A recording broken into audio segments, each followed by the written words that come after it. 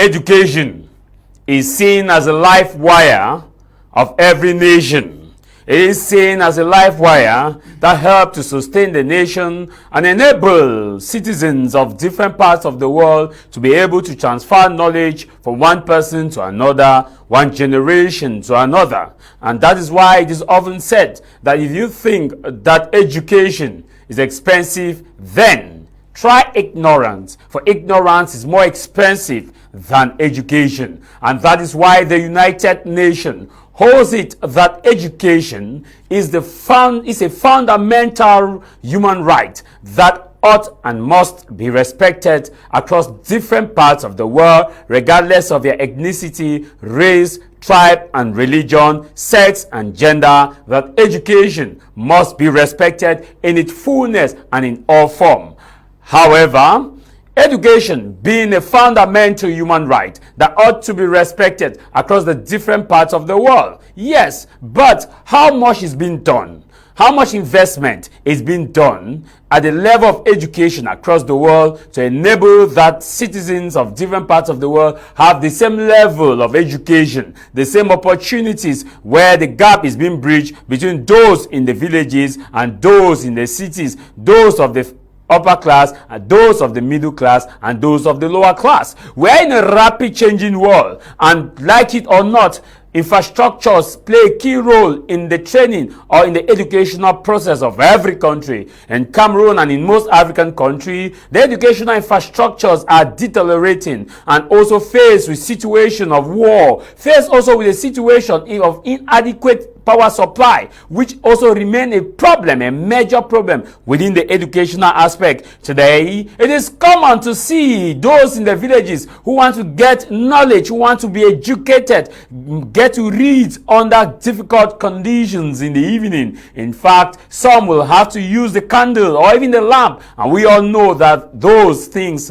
have effect. So, though some will say our forebearers has studied under such condition, but the issue is times change and effect also have been felt. Did we actually look at the effect that our forebearers had studied using some of these harsh means of getting power so that they can read? And also the aspect of technology is also an issue where people need to take that serious. Today, it is common to see our brothers and sisters, our children who are studying computer sciences. Their computer science only end at the level of the classroom, where they are being told that this is a mouse, it is being drawn. This is a mouse, this is how it functions. This is how an internet functions. Never and rarely will you see some of them actually get to see what a computer is, what a mouse is. And so therefore, we are looking at the question that amidst can technology bridge the educational gap or educational divide in Cameroon amidst the deteriorating infrastructures from the northwest and southwest region? The ongoing armed conflict has given actually affected, given a devastating blow to the educational sector of those in the northwest and southwest region. How can technology help bridge this gap between those who are facing it difficult to go to class, who are being targeted by the unknown, by those who ought to protect them, and also those who are claiming to protect them, who are being targeted in the cause of crossfire? How can education technology bridge this gap so that these same persons can be at the same level with those in Douala, those in Memusala, those in Nairobi, Kenya, those in Lagos, those in Ghana, those in Sierra Leone, those in South Africa, such that they can be a universal approach? How can education bridge this gap? This is House of Commons with me, Tah Mai Jarvis.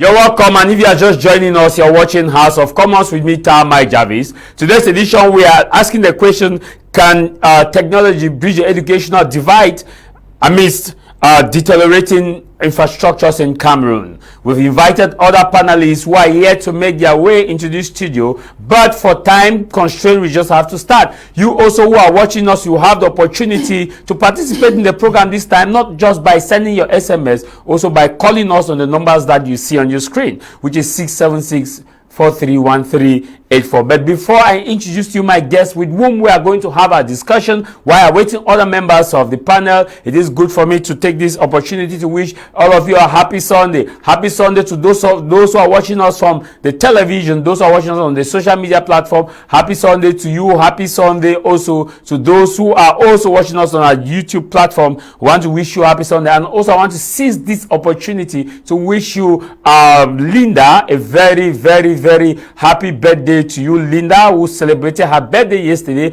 A happy birthday to you, Linda. May the good God continue to guide and protect you as you celebrate your birthday this season, that may all that you wish for be granted in the name of God Almighty. And also I want to wish you a very happy birthday to you, Mr. Bertin, the president of the Nego Spiritual Choir Bona Musadi in the Paris Annonciation. I want to say joyeux anniversaire to you, that God also should continue to guide you, que Dieu doit te bénir et continue à donner les Saint-Esprit et aussi les esprits de humilité, que tout ce que tu veux, Dieu doit te donner. And also want to say that God should continue to guide you and your family, Mr. Bertin of the choir Negro Spiritual. Happy birthday to you.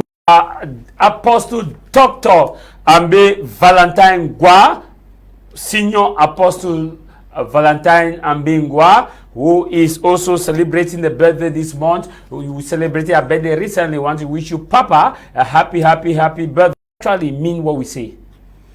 When we look at the different regions we have in our nation. Mr. Jarvis, let's be a little bit practical. Cameroon, when it comes to written policies and laws, happen to be one of the best in Africa. But when it comes to application, I think there we are limited. So I can't really tell if the problem is just resources or the fact that we don't have technocrats that can put all of these good policies in practice. So coming back to your question, I think the intention and the will is there for all Cameroonians to be given access to quality education. The fact that it is documented, it shows goodwill. But now, what is happening that our children can have equal access to this very important activity of their life, which is education. It brings me to our topic, which we are talking about today, that is the divide that exists in the Cameroonian education. All countries who have advanced, Mr. Jarvis, don't have divided system of education. They have a unanimous system of education. But in our context, Cameroon, is not the case. We have a great disparity from socioeconomic and linguistic aspects. Talking of socioeconomic aspects, I want to address the disparity that that exists between the urban and rural areas as far as the educational system is concerned. When you come to the urban areas, you see that the facilities that they have is relatively different from the facility that we find existing in the rural areas. To me, that alone puts the Cameroonian children on an uneven balance. It doesn't give that child in the village a fair play, the same opportunity that a child in town is supposed to have. So that is a very strong aspect there. And also, if we look at the teacher-to-student ratio in rural areas and in urban areas, is not the same. This aspect already creates a divide in the educational system, which is something that wasn't included in the educational policy of Cameroon. The educational policy of Cameroon says equal education for all, but that is not what exists. The second very technical aspect which I can highlight is the linguistic challenge that we have. We know that we are operating under two subsystems of education. We have the French subsystem of education in Cameroon and the English subsystem of education in Cameroon. These are educational systems that we inherited from colonial times. And up to now, we have not been able to draw the thin line between these two subsystems of education. I think I should remind you that this divide, in linguistic divide, was even one of the cause of the Anglophone crisis, if you remember vividly well. Yeah. So you can see the level of the divide in the educational system leading to a nationwide crisis. And I think that is something we should come back and address. And we can't address that only in parliaments and government houses by signing documents. We start addressing that by meeting stakeholders in the field, by visiting schools and seeing where there is a thing like, where do we have similarities in the two subsystems? Can we maximize those similarities so that there should be uniformity and unism? If not, what can be done? All right, should we keep the system separate? How then are we going to make sure that a child from the French subsystem has equal opportunities as a child from the English subsystem? So, Mr. Jarvis, this is a divide in the educational system which should not be taken lightly. The third divide that exists, but I think this third one has been suppressed a little bit, was the gender inequality in our educational system. Before now, I'm saying before now because I can say in town, what I observe in town is that most of the girl children are encouraged to go to school. But if we go again to the rural areas, you still see that there are some villages whereby girl children are not supposed to go to school to a certain level. That also needs to be addressed. And there is a phenomenon now, Mr. Jarvis, fair parenting, but I will not want to put too much on that.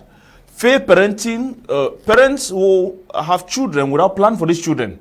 And now the economic times have caused these parents to force these children to do economic activities to support their education by themselves.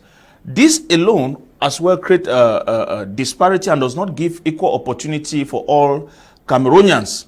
And the second major aspect in our theme is the deteriorating infrastructure. Yeah. This is very, very visible both in the rural areas as well as the urban areas. When we talk of infrastructure, we're not only talking on the school building. Mr. Jarvis, we're in Douala, you can attest that when it is rush hour in the morning, 6:30, 7 o'clock, there is embouteillage everywhere. You have traffic. Traffic is everywhere. Children can't go to school. They can't go to school on time. Traffic everywhere in Douala. So that is poor road network, which cannot permit students to leave the house and arrive school on time. Because you see school buses trapped in traffic. So that is the infrastructural deterioration we're talking about. So we should not limit ourselves on to classrooms. Because there are procedures, there are other things that affects so we can have the best building, poor roads, students don't go to class on time. We have the energy factor, which you mentioned in your editorial. It's a very serious crisis, and this one plagued Douala so badly. The unreliable electricity supply. A child leaving school with assignment, with enthusiasm to go and do this assignment given to him or her by the lecturer, on arriving home, he has to use a mother's phone, the light from the mother's phone, to do that assignment. What an inconvenience. So that also goes under deteriorating infrastructure. And the last aspect of infrastructure now is the school facility. School is not just building. Mr. Jarvis, no economy has ever evolved without education. So, it begins with the environment. When you go to the lycées, the government schools, it's like Chinese population. Then you come to private schools, the populations are not many. Then you see the way the two children, their mindset and their behavior also is different. Yes, different. Yeah, this tells you that environment can influence the behavior of a child. So, if we want to see good children who will not be stabbing their teachers Like we are seeing the phenomenon that students are no longer scared of teachers. They can go to the extent of fighting with them, stabbing them. That is deterioration in the psychology of the child. As far as education is concerned, the child don't value education. So, talking of facilities, we should create enabling environment that will not only enhance the mental capacity of that child, but will also imbibe certain morals in the child that would cause the child to respect both national institutions as well as society at large. So I think those are the points. Let me just read this contribution that was sent yesterday when I passed out this topic, and this one says, no sir. This one says, thank you very much for the program. You can that for now. He says, thank you very much for the program, and he went further and right. He says the answer is a big yes. Education, technology can bridge the educational gap in divide in Cameroon and means the deteriorating infrastructure. And he noted that to make the best out of technology, we need to check our energy sources in terms of fuel and electricity power supply, for example. How available are they? How affordable are they? When we answer the questions of power, which is a must, we can then make a better bargain in the mastery and the use of technology. That is transfer of technology from countries where it is already been discovered and used to our own country, so that these inspire scientists and engineers. We have to get to work for our own industrialization and invention also. All of this work is meant to solve man's everyday and ever evolving problems. The more we solve problems and make life more comfortable for people, the more money we attract, which we can then use to acquire all the wealth we want. Technology entails the use of machines to do work. Technology makes all work of life friendly. Technology enables us to build or expand our infrastructures. With it, we can make the workplace good and attractive to everyone who work in. Therefore, what is one trying to say? It is that when we add technology, that the theory education we are giving in Cameroon, we will solve most of our problems and by itself and be self-sufficient as people. When we are given the skills in different walks of life to do work and machines, we will be able to earn a lot and form the economy, kill poverty, inferiority complex, crimes will reduce. This is done by enforcing STEM education right from the kindergartens, like we saw the Chinese kids Hansen training in the video Dr. Nick shared the other day, and the many other scientists economic works he shared on a daily. STEM education is to create jobs for Cameroonians could ever want and be free. Cameroon must embrace STEM education and conquer. Again, I can remember the new educational curriculum for Cameroonian and African schools. Dr. Nick shared about a year ago in my media prime. And also technology is in the hands of our people. That is, the youth will make use to do a lot. Technology will enhance teaching in our schools and training centers. Technology will make us improve power and water supply in Cameroon. Technology will make us to improve the roads that will facilitate the movement of products. Technology will make us build good markets among other infrastructures the state needs. Technology shall make us mechanize our agriculture, food preservation, processing, and marketing. Technology shall make us improve our health system. And this is coming from Tiku Kenneth from the United Arab Emirates. And let me just take on this other one and say happy Sunday to you. I think education cannot go without technology. Technology plays a key role, but how ready are we for technology? When you look at our schools, they don't even have internet, not to talk about a digital room where the students can go and do research. We are still on the level of traditional library, while technology has come with modern library and publication. Engineer, let me take on this one.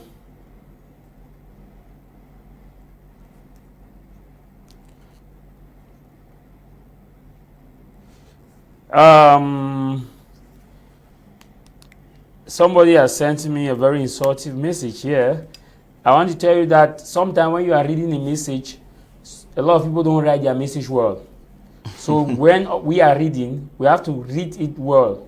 We don't have to read it in the pidgin English that some people do write their messages.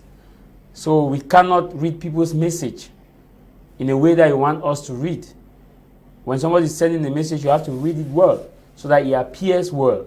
And that's why, and some of you write in shorthand. You not expect us when we are reading messages, we should read shorthand messages.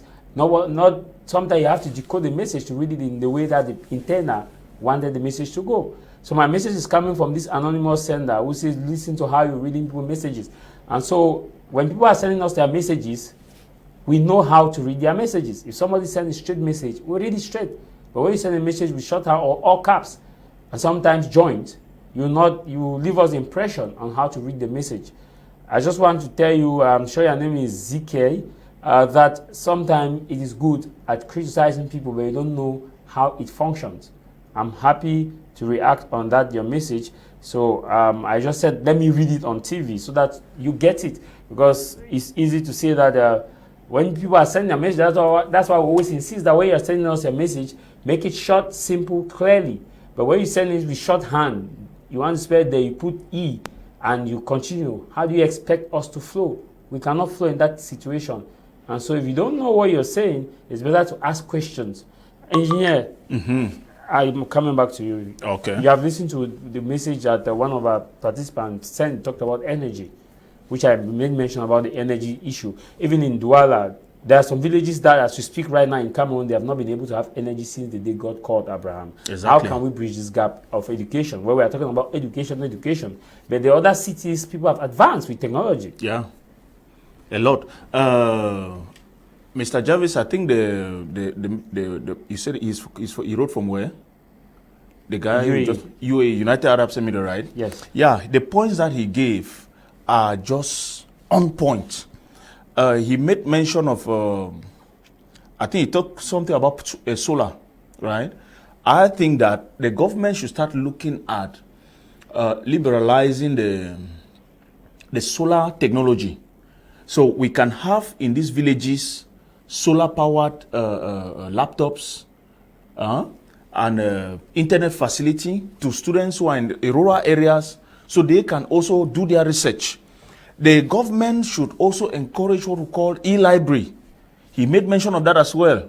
We still have physical books. Meanwhile, students have phones. Instead of using that phones for educational purposes, they go for entertainment on TikTok. And the government also can go as far as regulating what Cameroonian youths can view on TikTok. If you look at the Chinese TikTok, what are these students seeing there? From primary school, they start seeing manufacturing, carpentry. Those are the kind of things they see in Chinese TikTok. While when you come to our own TikTok in Cameroon, you will see motivational speaking, you will see prayers, you will see dancing and all of that. So these are some of the measures the government can take. We also have what we call mobile learning. I think during the Corona period, something very good was happening where CRTV will invite teachers, experts all over the country to go and give online classes. I'm sure you were following that program. And it was very effective. During that period, students were to take the GCE. They will follow this TV training on CRTV. Those are things that were supposed to be continued and not stopped. But unfortunately, it has stopped. Reason, I don't know. I'm not there. And we have what we call educational softwares, which should be made free to students. They shouldn't get to buy them. And also educational games. These youngsters, they are growing up, they love games a lot. Instead for them to spend time on a PlayStation, playing PS5 or PS1, only they know, they can now have educational games that build their logical thinking, because all of this is to make them develop holistically. Mr. Jarvis, we have 3 levels of reasoning. And the objective of education is to make sure that students can operate on at least 2 levels.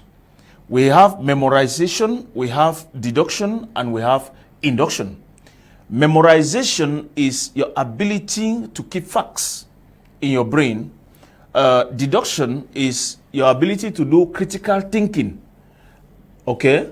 And induction is your ability to be very creative, you know. So education is supposed to permit students operate at all these levels. So if we are going to introduce technology to bridge the gap and the divide that exists, then we should do it with this objective in mind. Not that we use technology to replicate what we have as at now, because there are different parlance that we are using to describe the kind of education we are doing. We've talked of the CPA, competence based approach. We have the PBL, problem-based learning. These are big parlance. Now say entrepreneurial education, and that's even the issue. But people say, Mr. Jarvis, change of words are not the same old thing. Now, when they say entrepreneurship, this is not something new. In the 90s, when we just entered school, early 90s, where there was a common balance, then they say self-reliance. I don't know if you were there that time. Yes. We were even singing it on Youth Day. Self-reliance is the... Now, what is self-reliance? That the educational system at that time was supposed to make us to be independent. And what did the government do at that time? You remember every primary school had what we call school farms. So growing up, we'll go to the school farm, we'll plant corn, we'll plant egusi. I think that then... And so that was why domestic science was introduced. Exactly. Royal science was introduced. It was royal science. We did agriculture. There Yes. We had domestic science for those who want to learn tailoring, cooking, and all the stuff like that. That was under the name of self-reliance. Yes. Then there was handwork. Yes, handwork. And that was not an issue of exchange of revenue. Or no, you must do something. Yes. You will make broom. Yes. You will produce. My best was greater. Or greater. All my handwork I used to do be greater. But these things just travel out of the educational system, and now they're using BB term again now, entrepreneurial. Then we are waiting to see what is happening in the entrepreneurial. We are not seeing it. Meanwhile, in the self-reliance, it was more practical. You want to leave primary school, you know how to cook, you know how to work farm, you know how to... So there are those basic things that you could do at that time. So I'm saying we should bring it back, but we should add technology to it. We should take it a step further. Rather than using big terms and using the same old let me take this message before I come to you. Walimu Bison says, good morning, Jarvis. I'm a little bit late for your program, but I don't know whether you and your panelists have expounded on what you mean by educational divide. If not, I think it's pretty relevant that it be made clear so that a man in the street better absorb what you mean. This is Wanimu, who's writing from Tico. I think he's a bit late. That was the first point that I defined very clearly what we meant by education divide. And just to give a resume on what I said, so it catches up with the rest of the televiewers. When we talk of educational divide, we are looking at the opportunity that the educational system can present to our youth, and also looking at the level play field for all Cameroonian children who wants to benefit from the educational system of Cameroon. And I made it very clear that we have the disparity between the urban schools in urban areas and schools in rural areas. And I talked on facilities. I talked on student-teacher ratio. So you see that schools in towns have better facilities than schools in rural areas. So if as a nation we are talking of education, then we should be able to give a level opportunity for all Cameroonian children, both in rural areas and urban areas. And also I made mention of the linguistic divide that exists. And I even reference to the fact that the linguistic divide kickstarted what we call today the Anglophone crisis, that Cameroon inherited two subsystems of education, the French subsystem of education and the English subsystem from colonial times. And the question we are asking, what opportunities, are they having equal opportunities? Students from the subsystem of education, English and that French, are they having equal opportunities? And also, even in their training, does it give them equal skills that will permit them serve the nation? So that is a divide we are talking about. And I also went further to explain the deteriorating infrastructure, where I made mention of the transportation infrastructure, and I cited the fact that here in Douala, we observe that on a regular school day, students take longer time to get to school because of traffic. I also talked on reliable energy supply, that's electricity, regular power cuts, which does not permit students to do their assignments and also follow up with their educational work. And lastly, I made mention of deteriorating school facilities. We can elaborate on a whole lot of other things on that. So I think I've clarified. I've clarified. Yeah. Let us focus on. Let me take on some of these messages before coming back to this one. Is coming from Nibai. Says happy Sunday to you guys in the studio. I think the program is quite interesting. And my only worry is that we cannot be looking at technology when most of our villages don't even have a steady electricity that can even last for 24 hours. It is kind of heartbreaking when you see the way those in Bamenda are studying in the University of Bamenda. Sometimes we are forced to look for generators, and not everybody can afford a generator. And so if we are looking about technology, we must first of all start by investing heavily on energy. This other one, right, it says, happy Sunday to you guys. I'm writing from Kumba. Those of us at HTTC, we have difficulties because even the internet is not even available. When you put your private data, you don't even have MTN or Orange on an extended network that is even stable. How then do you do research to enable you to catch up with the divide that is existing? I think the program is quite good. It is high time for authorities to see how they can make internet services available so that those of us who can and willing to learn can actually have the opportunity to do so. This other one says, happy Sunday to you guys in the studio. I want to thank your panelists who is talking about this topic of educational divide, especially as he talked about the aspect of traffic. Traffic also is a great role. In as much as we are looking at technology, we can also harness technology to see how we can reduce the level of traffic congestion. Do you know the number of school buses that are trapped on a regular basis on the street between a period of 7 to 8? Most of them don't even get to their destination on time because of traffic. You will see a school bus that will leave to pick up students at 6 a.m. eventually reaches the school at 8:30 or 9 because of traffic. How can we resolve this issue?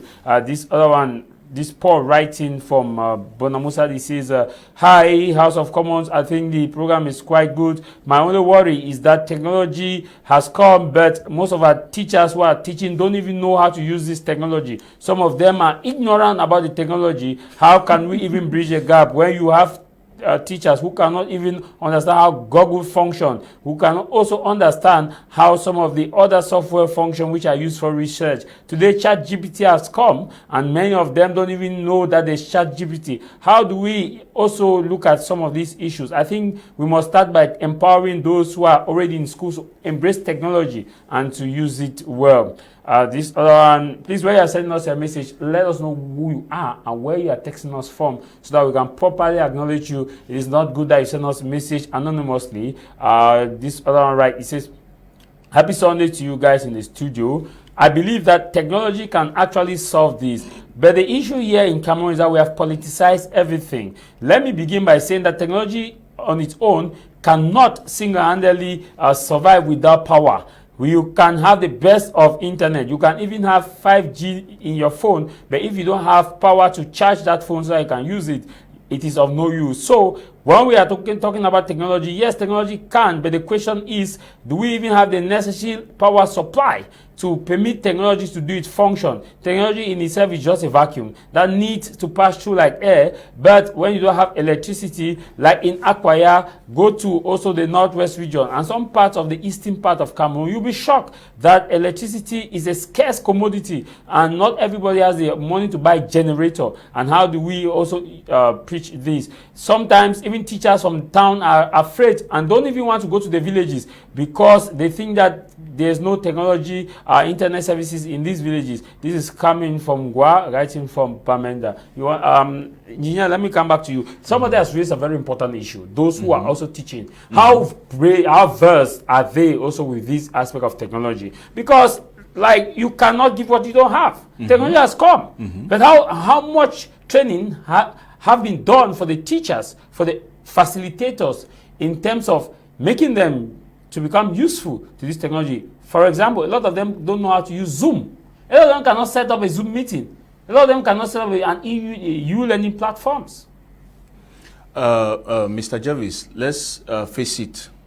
You don't need to be a very educated person to understand that most of the youths of today get into teaching as last resort because they don't have any other opportunity out of that. And the greatest shock that they get after leaving a Konoma and they are posted is that what they receive as salary can't even cater for them very well, talk less of their families. So for you to invest in application of technology commensurate with the salary that you are receiving, I think that is where the challenge is. I don't want to see it as though these teachers don't have the willingness to upgrade as far as the application of technology in their day-to-day activity is concerned.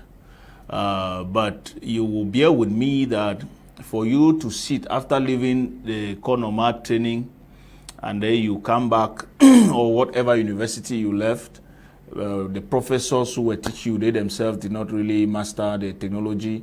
You are smart enough to understand the technology exists, but you don't have the resources to really apply the technology. So this brings me back again to policy. So it's not just enough to wish, but I think that the state has to come. I made mention of the fact that they started something good, the online teaching that was going on in CRTV.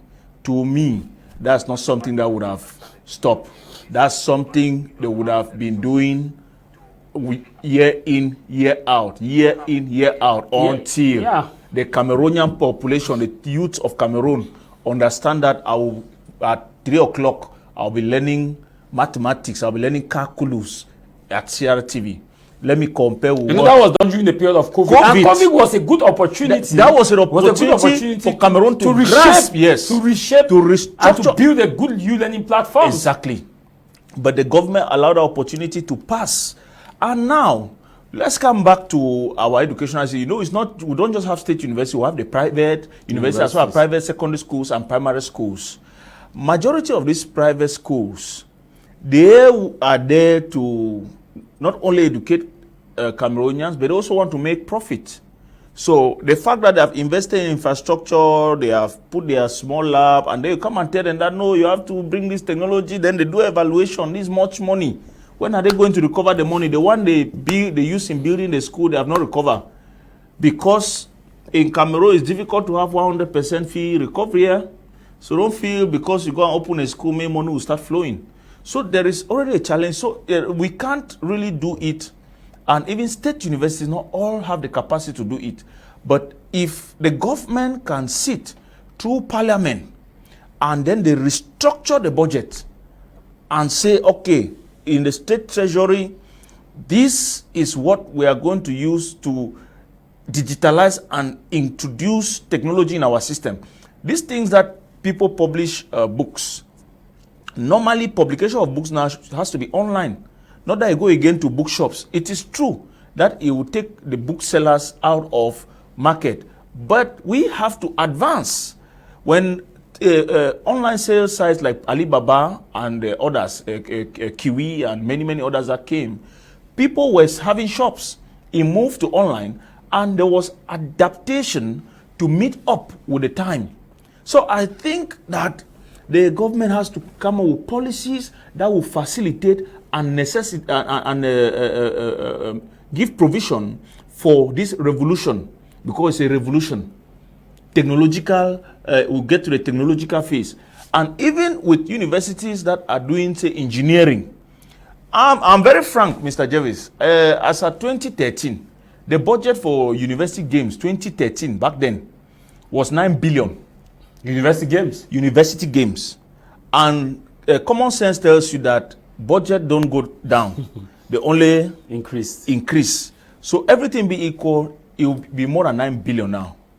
So if there is goodwill that, okay, we are training engineers and we want them to be practical, the government takes the lead. Instead of spending 9 billion in games, they mobilize that same resource and they set up what they call pilot laboratories, where universities come and subscribe. Universities who don't have the means. There are some programs like mechanical engineering. To get lab equipment for mechanical engineering, you will say at school before you buy one. They have very big machines. And that is what we need. We are talking of mechanization of our agriculture, meaning there has to be mechanical fabrication to fabricate those machines that will mechanize the agriculture. You see that? And our schools don't have the capacity now to train such engineers. The government has to take the lead. If that is the vision they have, they should say, okay, this is the pilot school we are going to use to set this moving. Okay. They can't work with all the schools, but they choose one. So for me, I am saying it is the will of the state and the policies they are going to put in place to see that the educational system is transformed and then other sectors are advanced. You can also call us to participate on the program to give us your view as far as the topic is concerned. Christian from Bamenda, right? He says, greetings to you in the studio. This is an important issue.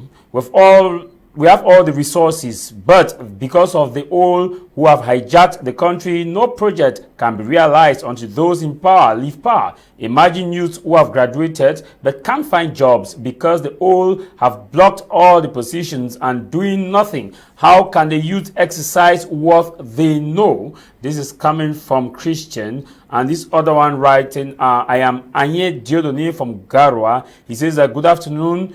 In the studio, technology does, but there are many setbacks, including lack of electricity in some areas, lack of knowledge of some teachers to use these technology gadgets, and the waywardness of some learners who use these gadgets for different purposes than learning. To scam. A very long message here from Fred.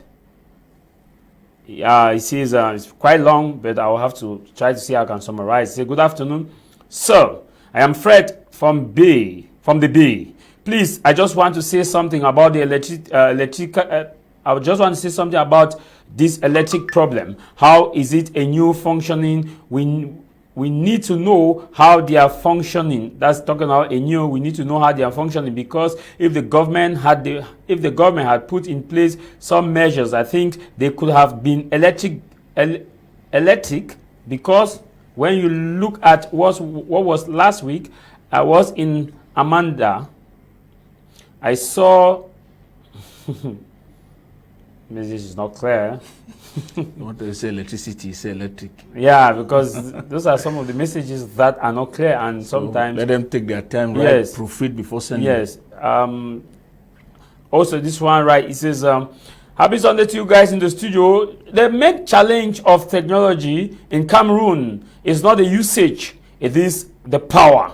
If we start by looking at power, I think technology will help to solve it, because technology cannot go without power supply. Let me take, for example, when internet services are available, but electricity is not available, how do you even charge the gadget? How do you even use it? So we want to start by saying that the state needs to invest heavily on power sector. Once the power sector is stable, then technology will easily flow. However, we can also not negate the fact that some learners are using this technology for different purposes, especially those in urban centers. Instead of using these technologies to do research, they are using this to do plagiarism. It's common to see end of year thesis where some just go and copy the proposals and the defenses of others and just change the name and come and defend and go. And the naive lecturers also, who are not also used to technology, who could easily put these topics and Google them and see whether or not they were copied, don't also do their work. So you see, in as much as technology can bridge a gap, technology can also further the divide and help train people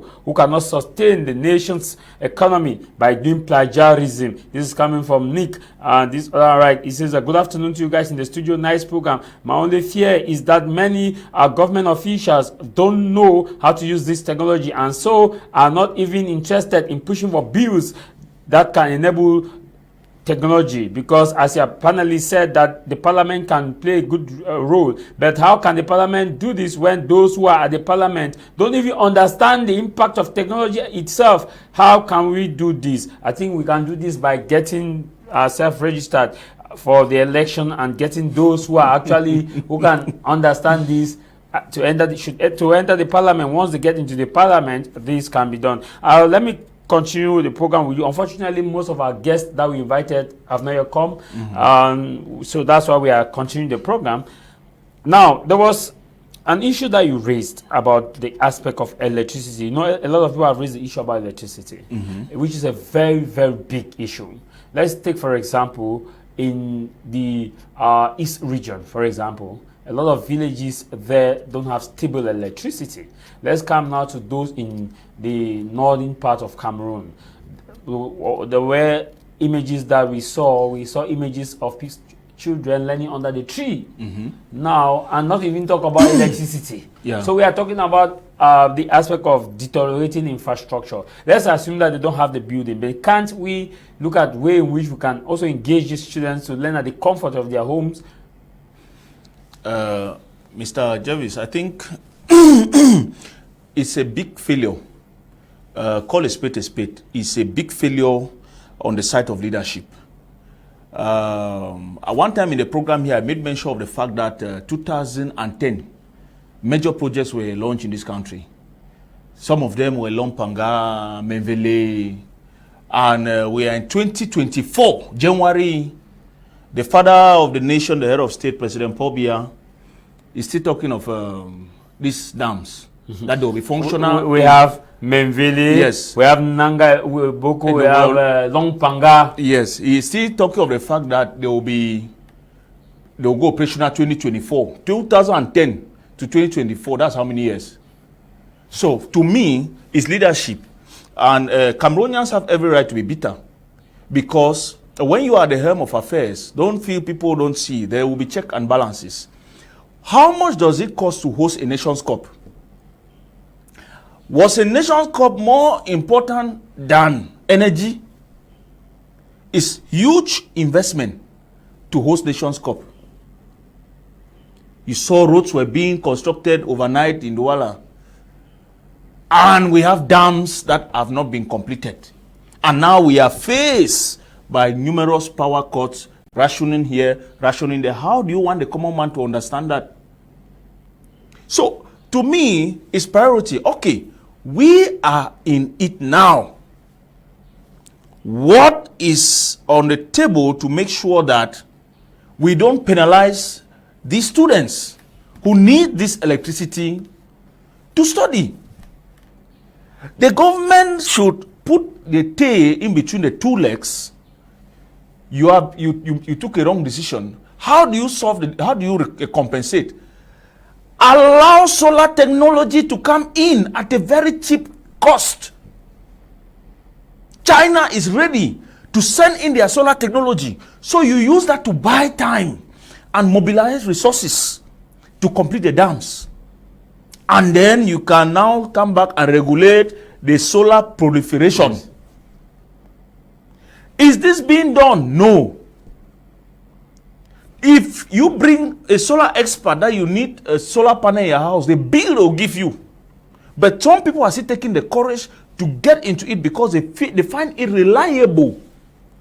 So they are looking at investment for long term.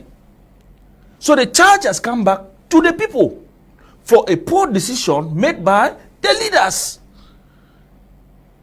So I am saying that when things get bad, you tamper justice with mercy. That's leadership. Every leader can make mistake, but when you make mistake, be smart enough to make some small adjustments and corrections. Oh, understand that no, you understood that you made a small mistake, and this is how you are compensating for that mistake. But this is us now, a big city like Douala.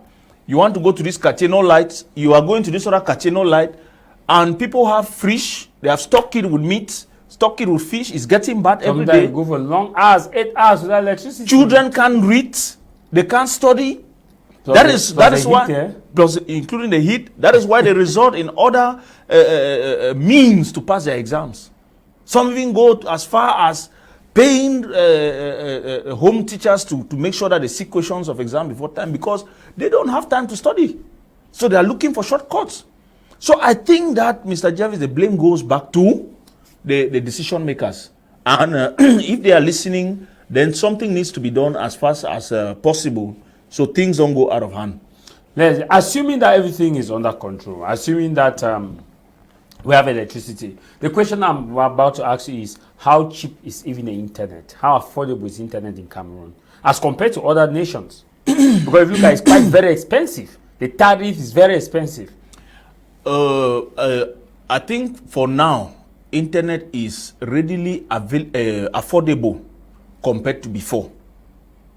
When I was in university, we used to pay an hour in a cyber cafe 500 francs. But I think that is not the case now.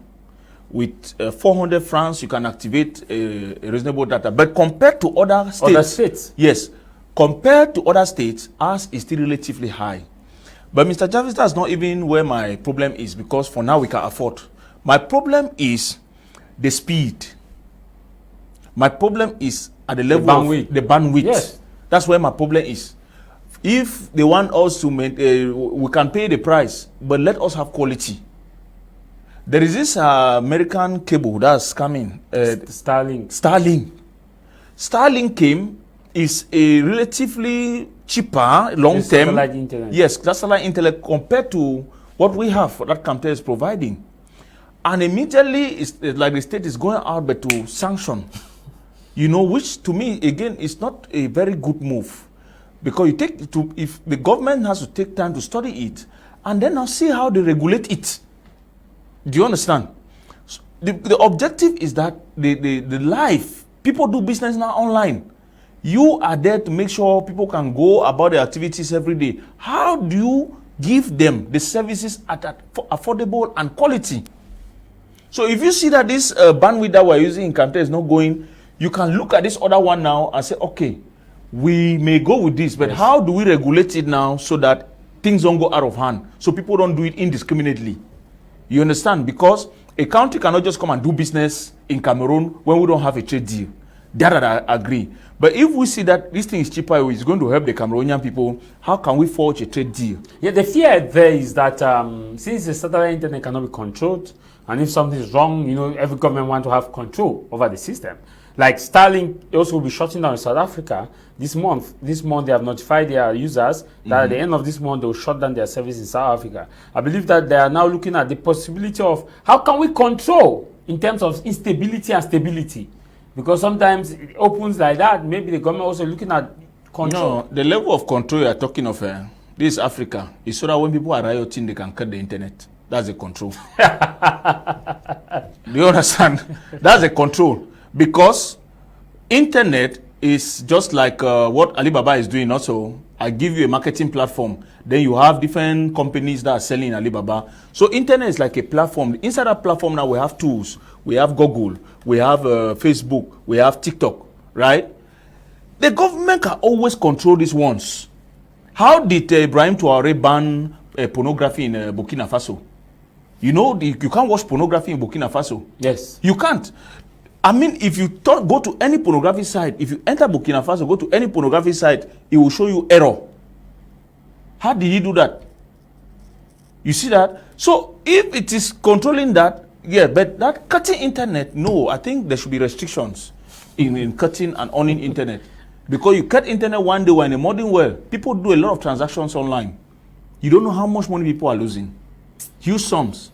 Now, since we are still looking at the aspect of technology bridging the gap of education between those in the village and also those in the urban centers, there's something to that also we have to look at. You talked about the aspect of morals when you were talking about the beginning of this program, but how do we also get morals in the situation what we witnessed some time ago? I think is it in Douala or in Yaoundé, a video of regional delegate of education and telling students in front of their teachers that no teacher should discipline them, and that if they are disciplined, they should come to him and they should report such a teacher. And now how do you build these morals with such an attitude? There is a difference between discipline and punishment. Those are two different concepts. Discipline is more of training. When you have children in the house, you say nobody should get up in the morning without fixing the bed. After making such declaration, there should be follow-up. You see that now is discipline. But if there is no follow-up in discipline, that's when you find yourself resorting to punishment. Punishment is that activity you carry out on an individual, a child, in the name of correcting. We have prisons and all of that. That's punishment. You have been sentenced. That's punishment. So I think even our school systems now don't know how to draw the line between punishment and discipline. Very few schools on the day of recruiting students from one or university or primary one, very few schools take the very first day that child enter a campus to list out set of do's and don'ts, especially in the private. And all private and government, very few. Because now, the mindset of the educational sector is money. You know? So, the aspect of discipline has gradually come out. Mr. Jarvis, in our days in school, you know that this lecturer like this is wrong. You will not do anything. Yes. Because it was instilled in us from primary, secondary, right up to university. We respect it. Because we look at them as people who are molding us. But the case of today, the lecturer will even be right.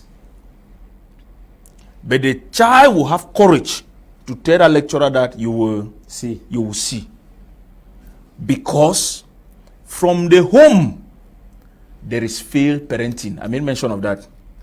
Failed parenting is when a parent believes that a child can never be wrong. You believe that all the teachers who are in front of your child, they hate the child. Everybody wants to marginalize the child. So for us to go back to the old days, there needs to be strong connection between parents and the institution, where there should be follow-up on daily basis. If a child misses school 3-4 times, the parents need to be informed. Yes. You don't wait for it to go out of hand and then you arrive at a level of punishment. These children nowadays, you want to punish them in public, they get wild. Yes. So you as an adult too, you need to know how to be systematic when dealing with them, because you may be right, but when that child embarrasses you in public, you have been embarrassed. So it brings me now to what one of the viewers said, that our teachers and some managers themselves need some basic training and approach on how to deal with children of today. Okay, you can also participate on the program by also calling us, and when you call us, let us know where you are calling us from, and so that we can properly acknowledge you. This other one, right, it says, happy Sunday to you guys in the studio. I believe that the aspect of digital learning or technology, the learners are aware of it, but the teachers themselves are not well trained to equipped to handle this. This is coming from Sunday. This one, right? It says, how often? Okay, please, when you send us a message, be a bit polite to the teachers. I know some of you are angry, but be a bit polite, because messages like that I may not read them. They're angry with who? Some of the teachers, because the question, this issue is, how often do some of the teachers even use this technology? Someone who uses I mean, no, this all right. It says, happy Sunday to you guys in the studio. I am not really happy with some of our teachers today, because we're looking at technology. Those who are sending in the villages, the only technology that they know is to stay with their phone in the classroom, WhatsApp from day in, day out, and give the students one useless assignment for the students to handle. And this is not fair. This is coming from Charles. Hello, good afternoon. Where you call us, please? This is coming from Charles in Bonaberry. This other right, it says, I'm writing from Fundong. The challenge we have is that when you see the kids who are in Fundong, they are totally different. Most of the time when they are studying these technology issues, they only draw and draw and draw. Let me give you an example. Biology. Most often, even the practical aspect is not taken. They will draw right up to the level in which they will write GCE O level.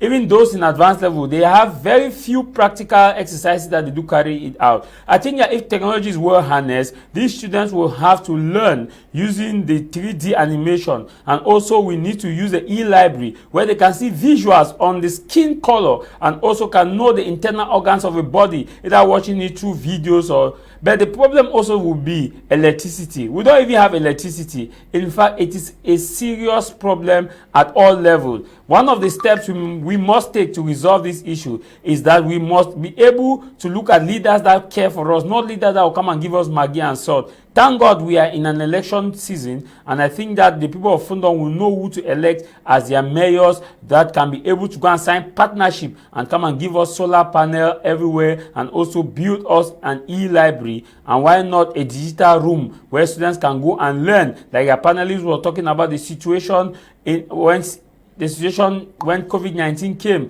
when we were watching how lectures were being done on TV. Why did it stop? Why can't we use TV to dedicate it for the learners in distant places like biology, chemistry, and all the other sciences? This is coming from Charles from Fundong. Thank you very much. Yes, engineer, the issue about digital learning. Also, let's come out to even the center, the cities. There's also marginalization in the cities and educational gap, because not all private universities also have actually invested in technology. Some uses, but just the normal Zoom. A lot of private universities don't have their own e-learning platform built to accommodate their learners. They believe that learners must come to school on a regular basis. They don't believe that learners can sit in the comfort of their house and still have lectures and still have the same experience. If you say there's marginalization, I think we should ask Camtel why Camtel is marginalizing Cameroonians as far as internet use is concerned. Because Camtel is a supplier. Orange, MTN, they are sub-distributors of internet. In the morning, you have internet problem. At night, 12 a.m., internet is fast. Must you wake up at night? Night is time to sleep, or you'll be staying up to browse. Now, again, before introducing a system, there needs to be training. Some universities are a bit advanced. I will not mention them for publicity purposes. There are universities that are a bit advanced. They have multimedia center. And when we talk of multimedia center is not just computer and server. Okay? Multimedia center that you want to use for e-learning, we have Notepad. You know Notepad? Yes. Yeah, where you can, a lecturer is lecturing, can write, can solve mathematics, and the child is seen on the screen. That is huge investment. And especially in the private sector, I think that, to me, I would say if they want digitalization to happen very fast, it's going to be through conferences. You need to put all these founders in a hall We have never, I think, you bring experts to educate them, because some of these founders don't even listen to their managers. Yes. Are you understanding? So the state has to go beyond. I always come back to the state. Reshape the policies of granting authorization for universities. Yes. Because university is tertiary education. Yes. There's no other education after university. So if we manage in primary, we manage in secondary, we can't be managing in university. So if we are saying, okay, we have EPS, private higher institutions, now the government needs to bring all these founders that they are giving accreditation to in one big room like that. And then they tell them the vision of the state. Of the state. You have to digitalize. Okay. And also make it easy in such a way that not all the institutions have the same strength. This institution might be stronger than this one, but you can make them collaborate. I don't know if you understand that. Because if 3-4 universities create that digital center, they put their monies together, it will not make them lose their students. Yes. On the contrary, the students will know that these people are in partnership for our better men. So a child who is in this one university will not say, oh, I want to leave and go to this one.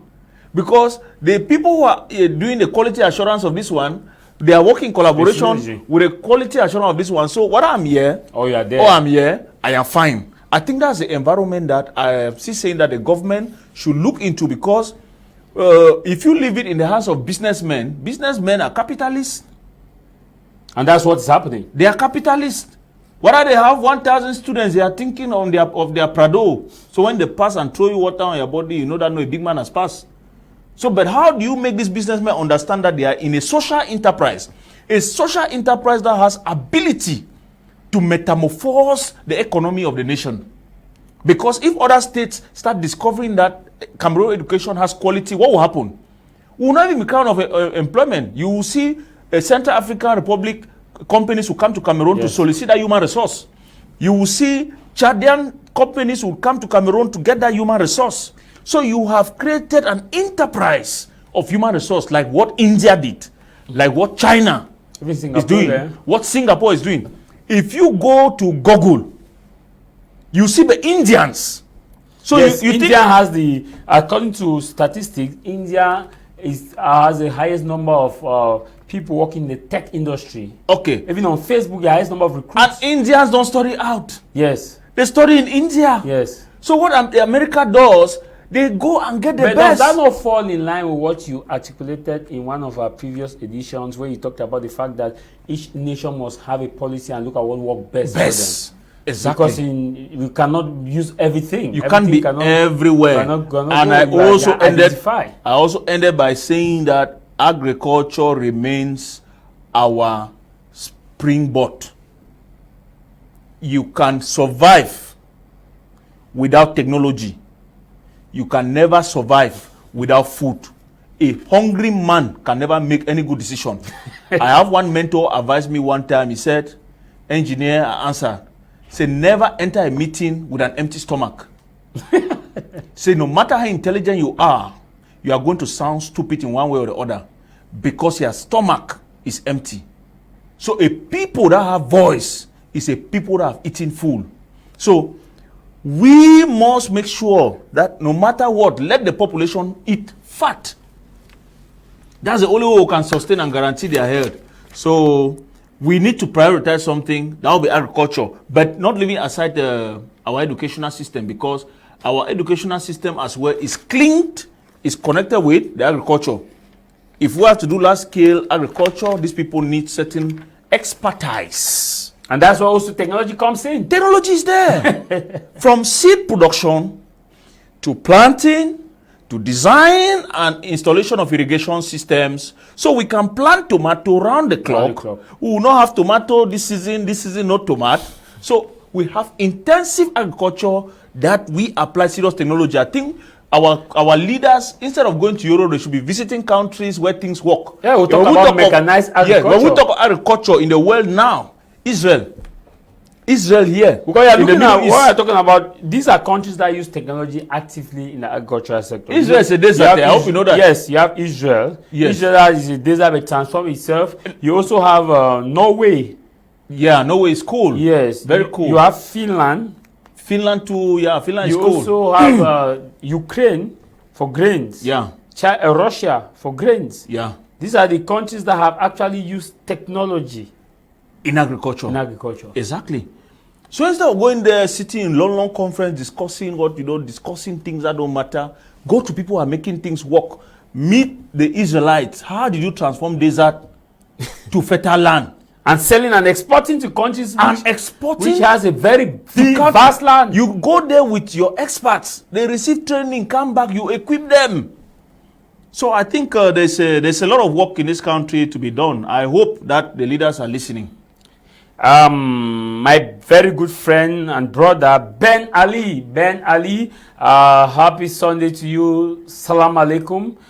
He writes, he says, technology is a solution, yes, but we Cameroonians don't know how to use it. There should be time for learning and practical. People are not organized. Youth can be online 24/24, wasting time watching TikTok without making good use of it. Depends on internet. We are still too far behind because internet. He says we are far behind because internet connection is not stable and expensive. In our school, we need machines for practicals, not only learning books. That is Ben Ali, one of my very, very good friend and brother. May the good God, Allah, the most merciful and the most compassionate, the creator of the fourth heavens, be with you, Ben. And this one says, greetings. It is not enough to have the technology. Technology and infrastructure go together.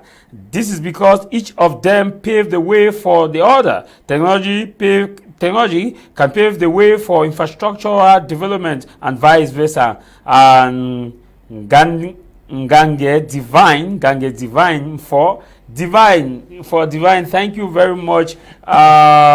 Yes, my very good friend and classmate for divine. We were in the University of Boya together, reading journalism and mass communication. I want to say happy Sunday to you. It's been a very long time. I'll write you after this. Let's look at this fact. We know that technology and infrastructure go together.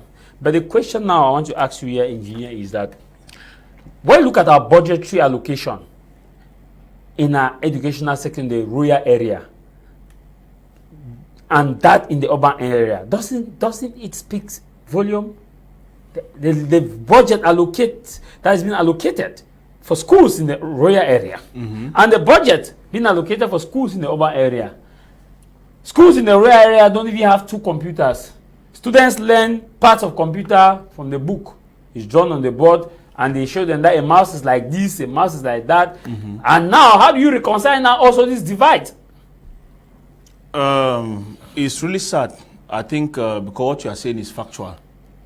I started my secondary education in a rural school before coming to an urban school. So when you say like that, I know the difference. I was in JHS Kembong, which today is GBHS Kembong, and then I was in Kaskumba. So you see, I have a balance of the two background. I think the government looks at population density before allocating budget, which is a bit limited in the sense that we are talking of divide. That's a big divide. If a child in town, if 5 kids in town have access to a computer, the same 5 kids in rural area should have access to a computer. Yes. So if you come to Kaskumba, you have 3,000, 4,000 students, or maybe 5,000 students. And we say ratio of computer per student is 5. The ratio should not reduce when you go to rural area. The ratio should be maintained. The same when we design student-teacher ratio. We cannot come to town and we say 10 students, it is to 1 teacher. And then we go to rural areas, we say 20 students is to 1 teacher. That alone creates a very strong divide. On the contrary, if we work on ratio base, be it facility, human resource, the ratio should be equal. And I think that will give an equal play field for both the child in the rural area and the child in the urban area. Because I'm a victim. Internet came, I was hearing, because some of our lecturers, teachers were talking about when I was in secondary school, Form 1, Form 2. I only used internet when I came to Kumba, when I was in Form 3. I was there for holiday. For 500 per hour. 500 per hour. And then you see the children in town, how they are playing with the internet, and you is from the village, you look a little bit very embarrassed. You know what I'm saying? So it's not a good thing. The child who lives the rural area and the villages should not come to town and be having complex. You see, so I'm saying the point you have made is very sensitive. The government should not prioritize only the child in urban areas. They should try to create that equity. And again, I am of a very strong opinion that teachers in rural areas should be given certain incentives. Because the phenomenon that is happening now, that they will send a teacher in a rural area, that teacher will prefer to be giving small gombo to the principal, not to go to that station. Because one of the reasons is because of the lack of technology. The lack of technology and the power. Yes, power. You have lived all your life in town because you went to Ekonoma. They say you'll be a teacher in Furawa. You enter only to reach Furawa. You are going through a river. You have never seen river before. A Biaka of river. You have never crossed a river before. Only that fear. You better go and negotiate with that principal and say, Papa, I'm not used to this lifestyle. I want to go me back to town. And the principal will accept. So who is suffering there? Is a child. Is it the fault of the child to be born in that village? So you see, the system penalizes the child. But if the government understands that this is what is happening and they say, okay, all the teachers who are in the villages, you have extra 50,000 as incentive to encourage you. So the teacher in the village, they will be encouraged to stay, knowing that there's something additional that the man in town is not having, you know, because also these young teachers of today, the whole of Douala, all the government teachers are in part-time, you know, because I made mention of the fact their salary is small. You can't take a family man of 4 children and you are giving 200 and something thousand and you want the person to live in Douala. House rent is how much? 60,000 for a studio, eh? Will you live in a quartier? Will you live in studio with 4 children? In a quartier, I'm talking about in a quartier. Studio is 1 room, 1 parlor. Yes. A family man, you go and live in studio with 4 adult children, adolescent. You can't. You will definitely get at least a 2-room. Yes. If you want to manage. You see? And a 2-room in Douala, we start talking of at least 80,000, 100,000 for you to be for you to be comfortable with your family. The salary the government gives you, 200 and something thousand. So if you don't hit your head around, you can't meet up. So the solution is in the hands of the government. The government should be factual, practical, and be real with the threat that we are facing in the educational system. I can tell you that many teachers have traveled. Many government teachers have traveled. Why? Pay package. But their salary is still passing, eh? Yeah, they are. I don't know whether their salary is passing, but I'm saying they are traveling because they don't feel comfortable under the working condition that they are in. They are looking for greener pastures. You know, so all of those needs, they need to be addressed. They need to be addressed, Mr. Jarvis. So the child in the rural area and urban areas will have equal opportunities. Okay. Not any divide. This message says, thank you very much for the program. I've learned a lot. My only worry is that our government is not ready to embrace technology to improve the educational sector. For example, look at the villages. How many of them have the cyber center as other institutions in the urban centers do? And even if they do, how ready or stable is the internet connection? Let me give you my small experience when I was in University of Boya. We used to pay internet 150 for an hour. But let me shock you, that 150 that you go and pay an hour, you will not even be able to do a job for even 30 minutes, assignment for 30 minutes, because the internet was like you walking on foot to Europe. Very, very slow. Sometimes you get frustrated and you abandon your time there and you go. Let me ask you, if University of Boya, when I don't know the situation now, had that kind of internet in the urban center, is it not an issue of us also having a gap even in town? I think that the government needs to be more prudent in terms of looking at the fact that technology has a role to play. Thank you very much. This other right says, I think we are just being ignorant about the use of technology, because technology can really help us bridge the gap, not just within Cameroon, but also bridge the gap between those in Europe. But the sad reality here is that we are not even looking at it as a variable tool to enable us to bridge the gap. For example, schools still don't use technology. Even those who have the internet centers, they don't really implement it. They are just there for decoration. The teachers themselves are not upgraded. How can a teacher be teaching you digital marketing and the teacher does not have a Facebook page?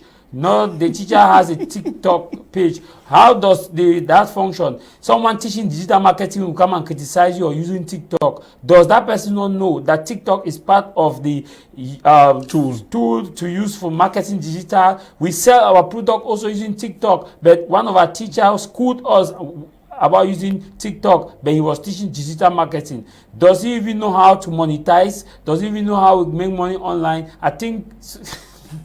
I will not continue there because the other part, you follow with an insult. That student is angry. Yes, yeah, but it's true. We are talking about technology.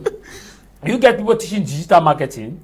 You get people teaching computer engineering. From using one of the most popular platforms. They are telling students that, hey, you are using Facebook, hey, you are using but why don't you now instead guide these students that, okay, these tools that you are using, this is how you can make money. This is how you can use to make money. This is how you can be responsible.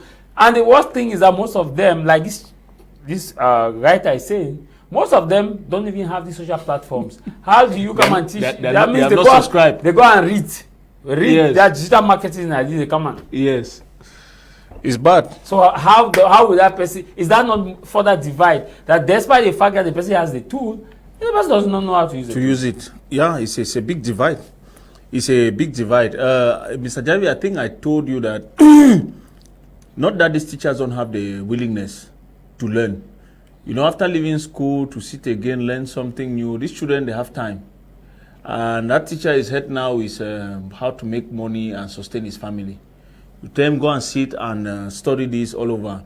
So, but if there are organized conferences by institutions and organizations for the training, when I was in Catholic University, we received a lot of training. I think that's one of the institutions that yes. I can say was really advanced. Yes. Even when Corona came, we were prepared. Yes. Corona did not take us unaware. Yes. When the Anglophone crisis, not Anglophone, not Corona. Anglophone crisis did not take yes. Catholic University yes. unaware. Yes, yes. We yes. were far ahead of time through the trainings that we went through on how to use digital platforms. So that's why I say some schools are already advanced, some are not. But now we need that all the schools should be on the same page, because we are looking at Cameroonians in general. Yeah. We are looking at Cameroonians in general. What quality of graduates do we want to see? That when you meet your junior brother on the street, you say, I'm a graduate, I have bachelor in so and so school. You are proud. You say, I know what you know, I know what you have learned. You understand? You can recommend the child without fear. You know, the child has moral. The child has hands-on skills. Because even if you look at it, should be unified. Most of the students, even in town, who graduate cannot use Excel. Cannot use Excel. Some cannot use SPSS. Some cannot use even Microsoft Word document. It is shocking that you give some of them, say, please type me this and put. They cannot justify. Where should they go and learn it? They are in town. Not to talk of those. No, I'm saying where should they learn in schools. Which school?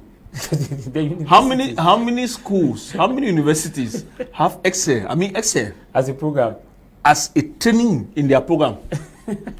We are in the field. We know what is going on. Sometimes you even go to some universities. You try to explain to program coordinator that a child cannot finish business studies, that you have done business management. You can't master certain dimension of Excel. Excel is a powerful tool. But somebody will build a whole curriculum. Excel is not inside. And then the other person will sit there is the program coordinator, just be giving people courses. They are teaching, and going. The real thing that child behave that child, nobody is looking at it. That's what I'm asking. It's just I'm simply trying to say many schools don't see Excel training as important, and it's because they don't know. Yeah. But Excel is very important, because if you master Excel very well, SPSS is just an advanced Excel. Yes, SPSS is just an advanced Is there Excel. a sector in the world today that you don't do data analysis? Stemming from engineering, Excel is also a very strong tool in engineering. We're out of time. Do we even do data analysis in Cameroon? We do it. I'm talking about what do we use the data for? Yeah, we do. But how? Our data are hidden. Where are our data? The last one that was conducted in the sensor. They are hidden. We don't. We are still waiting for the person who understands Excel to come and actually tell us where the data, or to analyze the population density. This lead caller. Let me just take on this one. Hello. Put you on the mic. Hello. Thank you very much for coming, engineer. Thank you for having me, Mr. Jarvis. Like I said, it's always a privilege to be here to give my humble contribution and opinion and my views on some of our very interesting topics. Thank you all those of you who took our time to participate in the course of the program. I want to say thank you very much, Desmond. Thank you, Alain, and all those at the broadcast, those who sent us their messages, those who also contributed online. We want to say we are sorry for the fact that most of our guests did not come when we had invited for today's program.